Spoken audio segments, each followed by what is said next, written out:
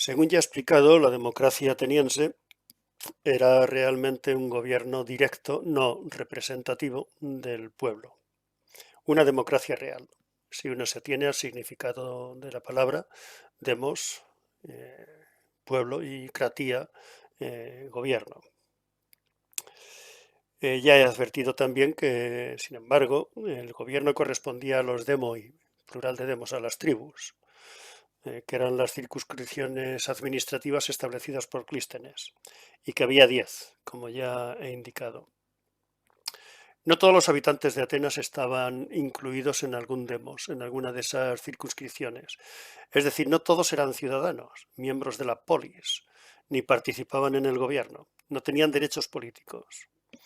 Se calcula que en tiempos de Pisístrato había en Atenas unos 110.000 esclavos, unos 40.000 metecos y 20.000 ciudadanos. Los esclavos, los metecos, las mujeres y los menores de 18 o 20 años, según las fechas, quedaban por tanto excluidos. Así que la democracia realmente era una oligarquía que se había alzado sobre la mayoría de la población. Esto es casi una interpretación en términos de lucha de clases, que es la que comenzaron los marxistas en los tiempos modernos. Y a propósito de la democracia ateniense, hay un gran estudio por parte de un historiador marxista, la Sante Croix, se llama Croix en los medios académicos. Interpreta, ya digo, la democracia en términos de lucha de clases.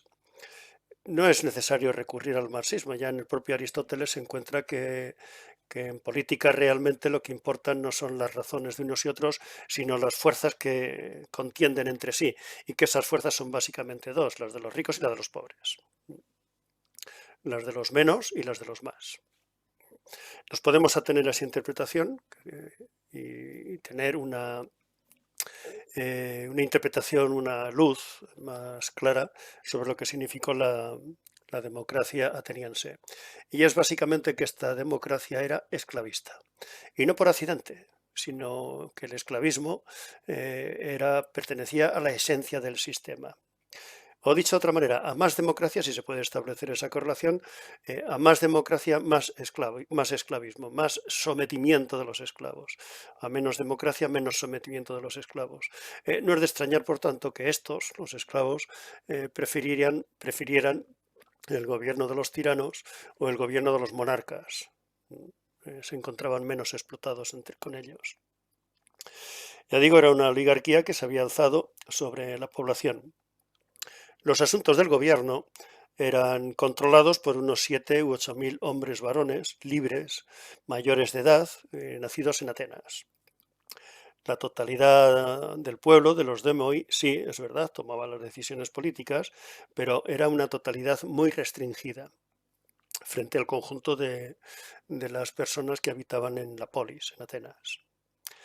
Además, es sabido que los propietarios, los ricos, se quejaban de que la democracia era en realidad el dominio de los pobres sobre ellos.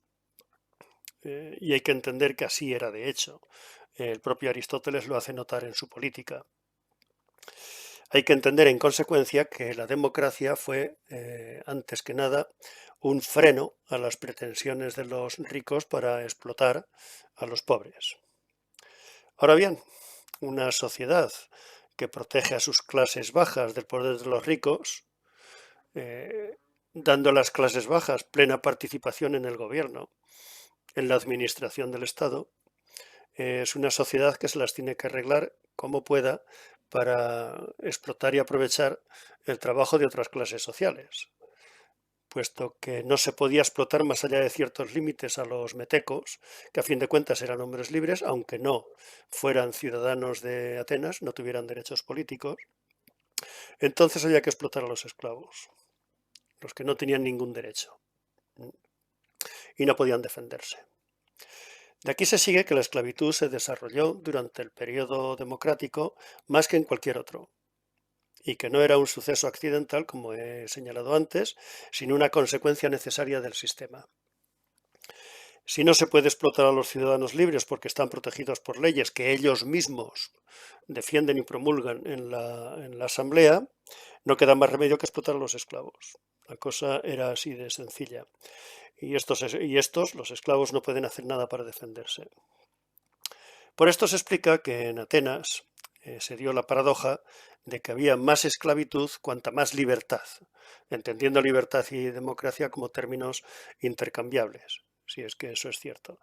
Ya he mencionado un excelente estudio, la Sainte-Croix, que se llama precisamente La lucha de clases en el mundo griego antiguo, y desarrolla estos argumentos con más detenimiento.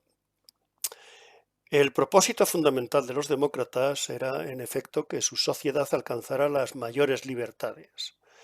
Que ello trajera consigo una mayor esclavitud no debió preocuparles demasiado, porque la esclavitud, tanto a ellos como a todas las clases y estamentos del mundo antiguo, les pareció algo natural, algo normal.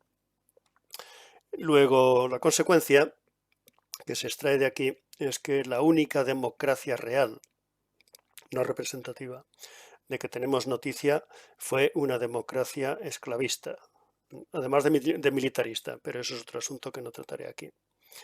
Lo cual significa que sin la esclavitud no habría sido posible. De hecho, pudo sobrevivir durante el tiempo que sobrevivió, ya dije unos 180 años, gracias a una explotación de los esclavos superior a la de otras clases de gobierno. Punto.